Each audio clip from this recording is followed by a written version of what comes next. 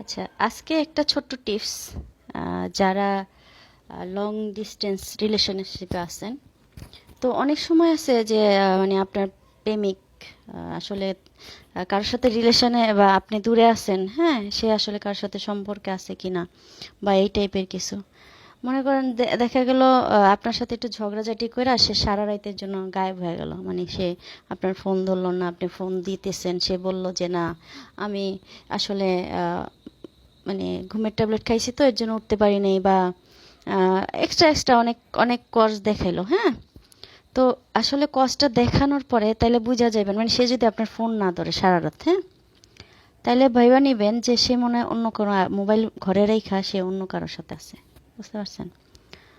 তো যদি এই টাইপের কেউ হয় তাহলে আপনি মনে করেন ভয়ঙ্কর ধরনের এক প্লে বয়ের পাল্লায় পড়ছেন। ঠিক আছে, এই কথাগুলো আমার ছিল মিস্টার আমাদের অশিক্ষিত চাচির ব্যাপারে। চাচি, আপনি তো অশিক্ষিত, তো আপনি তো অনেক কিছু বুঝেন না, তো আপনার জন্য আর কি এই এই টিপসগুলো ছিল। তো আপনার অশিক্ষিতর সাথে আপনার যেই মানে বয়ফ্রেন্ড, হ্যাঁ, সে হয়তো তার বউর সাথে গিয়ে আবারও মানে মাঝে মধ্যে যায় যায় তার বউর সাথে মিষ্টি মিষ্টি আলাপ করে।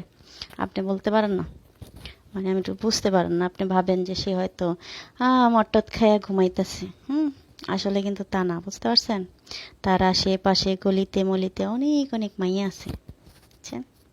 একটু ভালো করে খেয়াল দেখেন, কারণ যার জন্য আপনি এত কিছু কইরা ফেলাইছেন, এত কিছু, ঠিক আছে, সে যে কোন জিনিস আপনি বুঝেন নাই। আপনার জন্য ছিল টিপসটা, অন্য মানুষরা স্কিপ করবেন, আমি একজন ভদ্র অশিক্ষিত মহিলারে এগুলি বলছি। তো আপনারা কিছু মনে করেন না, ওকে? বাই, সবাই ভালো থাকবেন।